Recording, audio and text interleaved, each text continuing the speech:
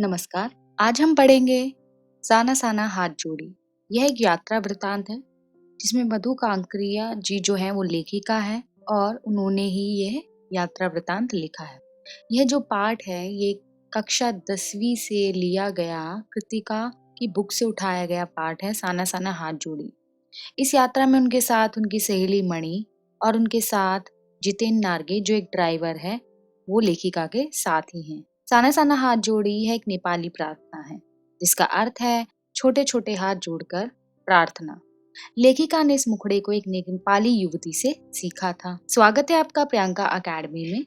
और पाठ की ओर बढ़ने से पहले वीडियो को पूरा जरूर देखें ताकि आप इस पाठ को अच्छी तरह से समझ सके व मेरे चैनल को सब्सक्राइब करें ताकि आने वाली वीडियो के अपडेट्स सबसे पहले आपको मिले। साथ ही साथ इस पाठ के जो प्रश्न उत्तर हैं उसकी पीडीएफ भी आपको डिस्क्रिप्शन बॉक्स में मिल जाएगी जहां से आप उसे डाउनलोड कर सेव कर सकते हैं। पाठ का शीर्षक है साना साना हाथ जोड़ी। जो लेखिका मधु कांकरिया है उन्होंने अपने यात्रा वृतांत में गंगटोक से लेकर हिमालय तक की यात्रा में प्राकृतिक दृश्यों के वर्णन के साथ उन दृश्यों को भी छुआ है जिनमें विषम परिस्थितियों में पुरुष और महिलाएं जीवन संघर्ष में लगी रहती है। यानी उन्होंने अपनी इस रचना में प्राकृतिक नेचर की खूबसूरती का तो उन्होंने वर्णन किया ही किया है, साथ ही साथ इन सुंदरता में जो औरत और जो पुरुष है वो जो जैसी अपोजिट सिचुएशन में भी कैसे अपने जीवन को आगे बढ़ाने के लिए संघर्ष करते रहते हैं, इन सब चीजों का भी उन्होंने अपनी रचनाओं में वर्णन किया है। पाठ की ओर बढ़ते हैं। लेखिका को गंगटोक शहर देखकर ऐसा लगा कि आसमान की सुंदरता नीचे बिखर गई है। आसमान की सुंदरता नीचे बिखर गई है मतलब कि जो गंगटोक शहर है वहाँ ना बिल्डिंग्स है ना कुछ है, तो ओपन है वह सारा, तो आसमान पूरा दिखाई दे रहा है। उसमें जो रात के समय तारे टिमटिमा रहे हैं, ऐसे लग रहा है कि वो नीचे धरती को छू रहे हैं, वो जमीन पर आ गए हैं और सारे तारे नीचे बिखर कर टिमटिमा रहे हैं। बादशाहों का एक ऐसा शहर जिसका सुबह शाम रात सब कुछ सुंदर था। और जो गैंगटॉक शहर है उसको बादशाहों का मेहनत कश बादशाहों का शहर भी कहा जाता है। और लेखिका यहाँ कहना चाह रही है कि उनकी जो सुबह है, उनकी शाम है, जो रात है, सब कुछ बहुत सुंदर है। सुबह होने पर एक प्रार्थना होठों को छूने लगी, साना साना होठ जोड़ी। और यह एक दर्दरू यानी दिल को छूने वाली प्रार्थना है। हाम्रो जीवन तिम्रो कोसेली, यानी छोटे छोटे हाथ जोड़कर प्रार्थना कर रही हूँ कि मेरा सारा जीवन अच्छाइयों को समर्पित हो। यानी ये नेपाली भाषा में प्रार्थना वहाँ की युवती कर रही है और लेखिका के कानों में इसकी आवाज पड़ रही है, साथ ही साथ वो इसका मीनिंग भी बता रही है। लेखिका ने प्रार्थना के बोल आज सुबह ही एक नेपाली युवती से सीखी। सुबह युमथांग के लिए निकलना था। अभी तक जो लेखिका है वो गंगटोक में थी और उसे घूमने के लिए आगे युमथांग के लिए जाना था, किंतु आंख खुलते ही बालकनी की ओर भागी क्योंकि लोगों ने बताया कि यदि मौसम साफ हो तो बालकनी से ही हिमालय की सबसे ऊंची चोटी कंचनजंगा दिखाई देती है। और वहां के रहने वाले लोगों ने बताया था उसको कि अगर मौसम साफ हो तो आपको आपकी बालकनी से ही हिमालय की सबसे ऊंची चोटी कंचनजंगा आपको दिखाई देगी। किंतु पिछले वर्ष की तरह आज भी आसमान हल्के हल्के बादलों से ढका। पिछले वर्ष की तरह इसे साफ जाहिर होता है यहाँ लेखिका पहली बार नहीं आई है, पहले भी यहाँ आ चुकी है। कंचनजंगा तो नहीं दिखाई दी, किंतु तरह तरह के इतने सारे रंग बिरंगे फूल दिखाई दिए कि लगा फूलों के बाग में लेखिका आ गई है। यानी कंचनजंगा देखना चाह रही थी, वो नहीं देख पाई और उसकी जगह वहां पे उसको फूल ही फूल नजर आए। युमथांग गंगटोक से 149 किलोमीटर दूर था, जिसके बारे में ड्राइवर जितेन नार्गे बता रहे थे कि सारे रास्ते में हिमालय की गहनतम घाटियां, गहनतम यानी बहुत गहरी घाटियां और फूलों से लदी वादियां मिलेंगी। और लेखिका उनसे पूछने लगी क्या वहां बर्फ मिलेगी, कि बर्फ देखने को मिलेगी। अब युमथांग की ओर वो निकल चुके हैं। युमथांग के रास्ते में शांति और अहिंसा के प्रति रूप में एक कतार में लगी सफेद रंग की 108 मंत्र लिखी पताकाएं दिखाई दी। इनके बारे में नार्गे यानी लेखिका के ड्राइवर ने बताया था कि यहाँ बुद्ध की बड़ी मान्यता। बुद्ध आप सब लोग जानते हैं, गौतम बुद्ध की यहाँ बात की जा रही है। जब भी किसी बुद्धिस्ट यानी बुद्ध धर्म के मानने वाले किसी पंडित की मृत्यु होती है तो उसकी आत्मा की शांति के लिए शहर से दूर किसी पवित्र स्थान पर 108 पताकाएं लगा दी फहरा दी जाती है। इन्हें उतारा नहीं जाता है, ये अपने आप ही धीरे धीरे नष्ट होते हैं। कि हवा से नष्ट हो गई, बहुत तेज हवा चल रही है तो अपने आप नष्ट होती है। कई बार नए कार्य की शुरुआत में भी ऐसी पताकाएं लगाई दी जाती है, वह रंगीन होती है।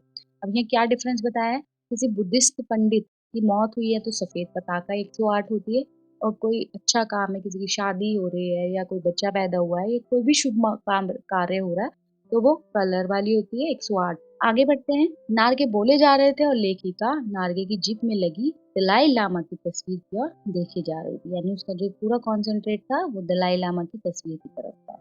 उसने ऐसी दलाई लामा की तस्वीरें दुकानों पर टंगी देखी थी। दलाई लामा ये भी बौद्ध धर्म के प्रवर्तक माने जाते हैं। रास्ते में कभी लॉन्ग स्टॉक पड़ा और जब वो यूमथांग की ओर जा रहे थे तो रास्ते में कभी लॉन्ग स्टॉक पड़ा, जहाँ गाइड एक बॉलीवुड फिल्म है जिसमें जो हीरो थे वो देवानंद साहब थे और उस फिल्म की शूटिंग वहाँ पर हुई थी। यहाँ स्थानीय जातियों यानी वहाँ रहने वाली जो जातियां हैं इनके बीच चले सुदीर्घ सुदीर्घ यानी काफी लंबे समय तक हुए झगड़ों के बाद शांति यानी शांति की जो बात थी और संधि पत्र के बारे में जितेन ने लेखिका को बताया। रास्ते में एक कुटिया में घूमते हुए धर्म चक्र के बारे में बताया कि ये प्रेयर व्हील है, इसको घुमाने से सारे पाप धुल जाते हैं। यानी वो गाइड भी है, वो ड्राइवर भी है, वो सारी चीजों की बारे में लेखिका को बताता जा रहा है। धीरे धीरे ऊंचाई की ओर बढ़ रहे थे, यानी उनकी जो गाड़ी थी पहाड़ के ऊपर चढ़ रही थी। कार्य करते हुए नेपाली युवक युवतियां और छोटे छोटे घर दिखाई दे रहे थे और हिमालय विराट रूप में दिखाई दे रहा था। यानी हिमालय ऑब्वियस हिमालय के क्लोज जा रहे हैं तो वो बड़ा ही होता जाएगा, तो वो बड़े रूप में दिखाई दे रहा था। दर्शकों यात्रियों का काम में हिमालय पल पल परिवर्तित हिमालय यानी बदलता नेचर है, नेचर एक जैसा तो नहीं रहता, बदलता रहता है। हिमालय बड़ा होते होते विशालकाय होने लगा, यानी वो जैसे जैसे उसके क्लोज जा रहे हैं और भी ज्यादा बड़ा हो गया। भीमकाय यानी भीम से तुलना की गई है कि भीम जिस प्रकार बलशाली बड़ा था, उसी प्रकार भीमकाय पर्वतों के बीच और घाटियों के ऊपर बने छोटे कम चौड़े रास्तों से गुजरते हुए ऐसा लग रहा था कि रंग बिरंगे फूल मुस्कुरा रहे हों और हम किसी सघन हरियाली वाली गुफा के बीच हिचकोले खाते निकल रहे। हिचकोले खाते क्यों? क्योंकि वो गाड़ी में बैठे और रास्ता कम चौड़ा है। आगे बढ़ते हैं। इस असीम बिखरी सुंदरता को देख जो सैलानी थे वो झूम झूम गा रहे थे और क्या गा रहे थे? सुहाना सफर और ये मौसम हंसी। ये बॉलीवुड यानी हमारी हिंदी सिनेमा का ही एक गाना है जिसको वो सब गा रहे थे। किंतु लेखिका एक ऋषि की तरह शांत थी। अब लेखिका की तुलना ये ऋषि से क्यों दी गई है? कि वो लोगों की बातों में आके ये बातें नहीं कर रही थी, वो उसके माइंड में कुछ ना कुछ चल रहा था। वो अपने अंदर चीजों को संजो रही थी, उन्हें कैप्चर कर रही थी, कैमरे से नहीं, अपने मन में। वह सारे दृश्यों को अपने भीतर भर लेना चाहती। वह जी खिड़की से आसमान को छूती हुई पर्वत शिखरों को देखती, कभी चांदी की तरह चमकती तिस्ता नदी के सौंदर्य को देखती, कभी शिखरों के भी शिखर से गिरते हुए झरने सेवन सिस्टर्स वाटरफॉल को देखती। इसके सौंदर्य को सैलानी अपने अपने कैमरों में कैद कर रहे। लेखिका ने जीप से उतरकर किसी राजकुमारी सी एक पत्थर के ऊपर बैठ बहती जलधारा में पांव डुबोया और भीतर तक भीगना यानी अंदर तक भीगना, यानी उसने उस चीज को महसूस किया, फील किया। उसने नेचर की सुंदरता को कैमरे में कैप्चर करने की कोशिश नहीं की, उसने अपने अंदर उसको संजोने की कोशिश की। मन काव्यमय हो गया और जो कम मन था उसका आनंद से भर गया, काव्यमय उठा, सत्य और सौंदर्य को छूने लगा। यानी होता है ना, हम भी कभी कहीं घूमने जाते हैं तो हम भी चीजों को एंजॉय करते हैं, कई बार हम कैमरे में कैद कर लेना चाहते हैं। पहले के टाइम में कैमरास वगैरह इतने नहीं होते थे, तो मन जो था वो खुश हो गया उस नेचर को देखकर। लेखिका को लगा कि उन अद्भुत क्षणों में जीवन की शक्ति का एहसास हो रहा है। मैं स्वयं भी देश और काल की सरहदों से दूर बहती धारा में बहने लगी हूँ। अब इसका मतलब यहाँ पे ये है कि जो लेखिका है, ये जो भेदभाव है मेरा तेरा अपना पराया देश के बीच जो सीमाएं खींची हुई है विभिन्न देशों के बीच, अब इन सब चीजों को भूल गई है और वो नेचर की सुंदरता को महसूस कर रही है। आगे बढ़ते हैं। अचानक लेखिका के मन में सौंदर्य की छटा छटक गई, यानी वो ये सब चीजें देख रही थी और अचानक से उसको कुछ और चीजें नजर आई। उसने देखा कि पहाड़ी औरतें पत्थरों पर बैठी पत्थर तोड़ रही हैं और उसने वहां देखा कि जो औरतें हैं वहां की रहने वाली स्थानीय औरतें वो पत्थरों पे बैठ के पत्थरों को तोड़ रही हैं। गूथे आटे जैसी कोमल काया परंतु हाथों में कुदाल और हथौड़े। गूथे आटे यानी उनकी जो शरीर है दिखने में इतना सॉफ्ट इतना कोमल है कि जरा सा कोई हाथ लगा दे तो उसमें लचक आ जाए, और वो ऐसा कठोर काम कर रही हैं। कईयों की पीठ पर बंधी उनकी जो बड़ी सी टोकरी थी, बच्चे भी बंधे हुए थे। यानी दुर्दशा देखी कि महिला को काम तो करना ही है, पहाड़ पत्थर तोड़ने का काम करे, साथ ही साथ जिनके पास बच्चे हैं वो अपने बच्चों को साथ लेकर भी काम कर रही हैं। कुछ कुदाल को भरपूर ताकत के साथ जमीन पर मार रही थी। इतने स्वर्गीय सौंदर्य के बीच, यानी इतनी सुंदरता जहाँ नेचर ने इतनी ज्यादा खूबसूरती बिखेर रखी है, उसके बीच भी भूख, मौत, गरीबी और जिंदा रहने का यह जंग, मातृत्व और श्रम साधना साथ साथ, यानी एक जो औरत है वो माँ होने का फर्ज भी निभा रही है, साथ ही साथ मेहनत भी कर रही है। वहीं खड़े कर्मचारी से लेखिका ने पूछा, ये क्या हो रहा है? उसने बताया कि जिन रास्तों से गुजरते आप हिम शिखरों से टक्कर लेने जा रही हैं, उन्हीं रास्तों को ये पहाड़ी औरतें चौड़ा बना रही है और ये उस रास्ते को चौड़ा बनाने का काम कर रही है। बड़ा खतरनाक कार्य होगा, यह लेखिका के कहने पर उसने कहा। पिछले महीने तो एक की जान भी चली गई, जरा सी चूक और सीधी पाताल प्रवेश, यानी ये काम कितना रिस्की है। तभी लेखिका को सिक्किम सरकार द्वारा लिखे बोर्ड की याद आई। जब वो रास्ते में आ रही थी तो रास्ते में उसे बोर्ड दिखाई दिया जिस पर लिखा था, आप ताजुब करेंगे, पर इन रास्तों को बनाने में लोगों ने मौत को झुठलाया, यानी ये जो काम है इतना रिस्की है जिसमें जान का भी खतरा है। यह याद कर लेखिका का मानसिक चैनल बदल गया, यानी अभी तक वो नेचर में खोई हुई थी और अब वो इन सब चीजों के बारे में सोचने लगी। उसे पलामू और गुल्मा के जंगलों की याद आ गई। उसने वहां देखा था कि पीठ पर बच्चे को कपड़े से बांधकर पत्तों की तलाश में वन वन दौड़ती आदिवासी युवतियां। उन आदिवासी युवतियों के फूल हुए पांव, यानी कोमल पांव, उन पत्थर तोड़ती हुई पहाड़ियों के हाथों में पड़ी गांठें, यानी महिलाओं को भी कितनी मेहनत करनी पड़ रही है अपना गुजर बसर करने के लिए। दोनों एक ही कहानी कहते हैं कि आम जिंदगी की कहानी हर जगह एक सी ही है। सारी मलाई एक तरफ और सारे आंसू, सारा दुख, सारे अभाव, सारी यातना और सारी वंचना एक तरफ। आगे बढ़ते हैं। तभी उन्हें दुखी देखकर जितेंद्र नार्गे ने कहा, मैडम, यह मेरे देश की आम जनता है, इन्हें तो आप कहीं भी देख लेंगे, यानी गरीब तो आपको हर जगह देखने को मिल जाएंगे, लेकिन आप जिस चीज के लिए यहाँ पैसा खर्च करते हैं, किस लिए गई ये लेखेगा?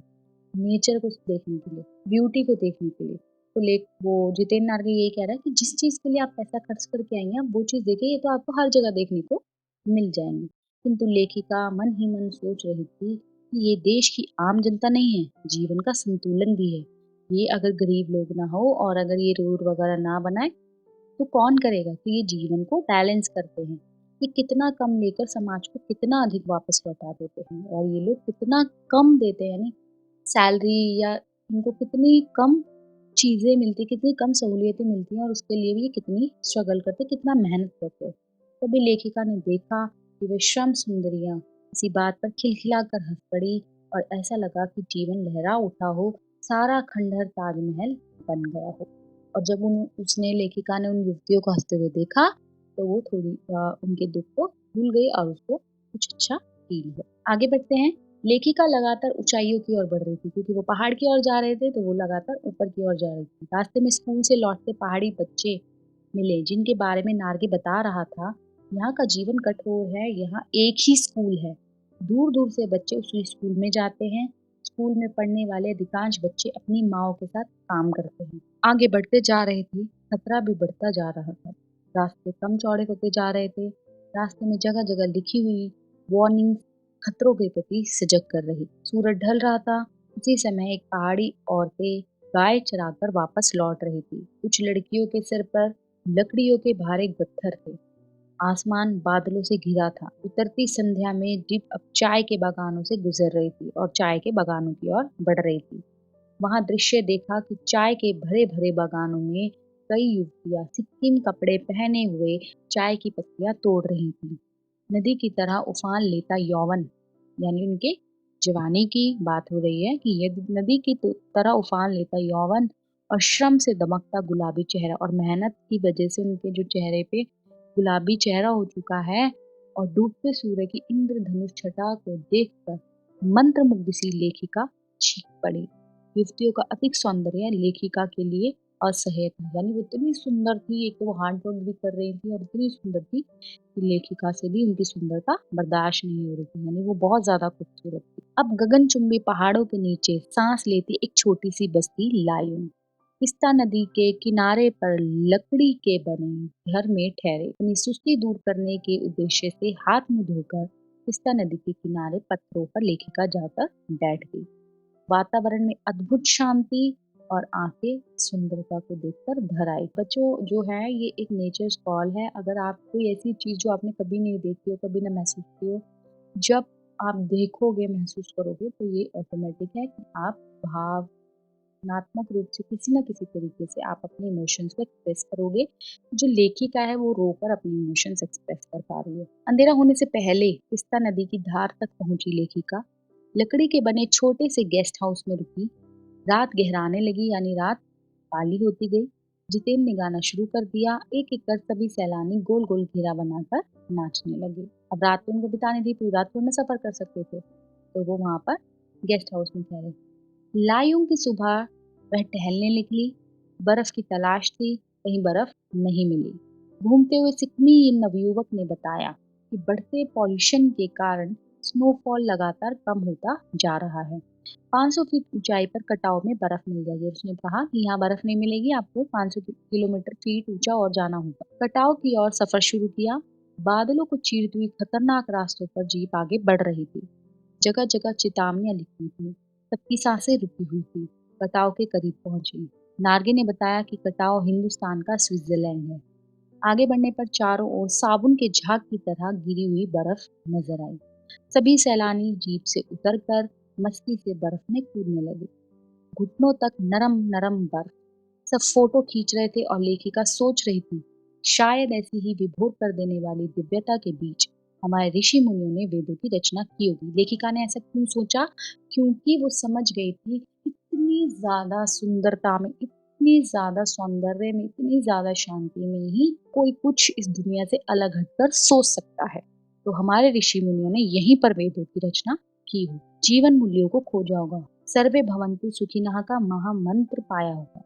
ये ऐसा सौंदर्य जिसे बड़ा से बड़ा अपराधी भी देख ले तो क्षणों के लिए ही सही तो करुणा का अवतार बुद्ध बन जाए। यानी इतनी सुंदरता कि इंसान अपने आसपास जिस चीज के लिए भाग रहा भटक रहा है वो सब भूल जाए और बस इसी सुंदरता में मंत्रमुग्ध हो जाए।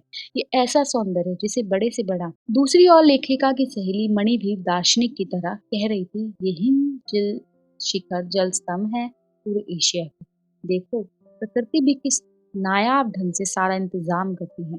सर्दियों में बर्फ के रूप में जल संग्रहण कर लेती है और गर्मियों में पानी के लिए जब त्राही त्राही मचती है तो ये बर्फ शिलाएं पिघल पिघल कर जल धारा बन हमारे सूखे कंठों से तरावट पहुंचे। कितनी अद्भुत व्यवस्था है जल संचय की।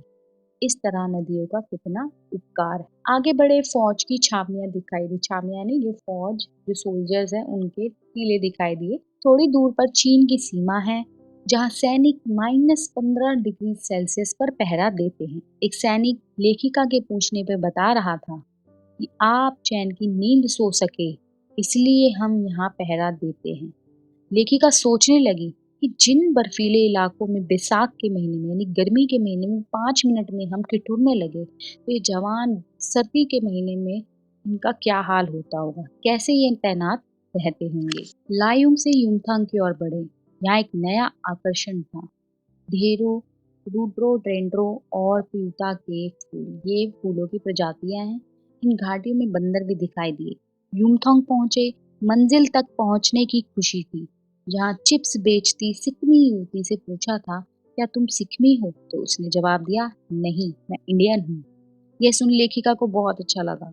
वहाँ पहाड़ी कुत्ते भी थे जिन्हें देखकर मणि ने कुत्तों के बारे में बताया कि ये पहाड़ी कुत्ते हैं, ये भौंकते नहीं हैं, ये सिर्फ चांदनी रात में भौंकते हैं। यह सुनकर लेखिका को आश्चर्य हुआ, क्या समुद्र की तरह कुत्तों पर भी चांदनी कामनाओं का ज्वार भाटा उठता है?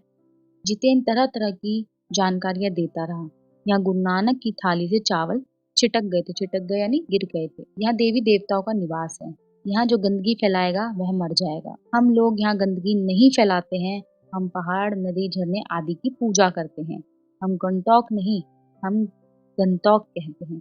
जितेन गंतौक के बारे में बताने लगा कि सिक्किम के भारत में मिलने के बाद कप्तान शेखर गुप्ता की सोच के अनुसार घाटियों के रास्ते निकालकर टूरिस्ट स्पॉट बनाया है। अभी भी रास्ते बन रहे हैं और नए स्थानों की खोज जारी है। लेखिका मन ही मन सोचती है कि मनुष्य की असमाप्त खोज का नाम सौंदर्य है। पूरा पाठ यहाँ फिनिश हो चुका है। आप अच्छे से समझ गए होंगे। पूरे पाठ में सिर्फ लेखिका की जो यात्रा है उसका वृतांत उसने यहाँ पर दिया है, जिसमें उसके साथ और भी टूरिस्ट है, उसकी एक फ्रेंड है मणि है और जो ड्राइवर है जितेन नार्गे है।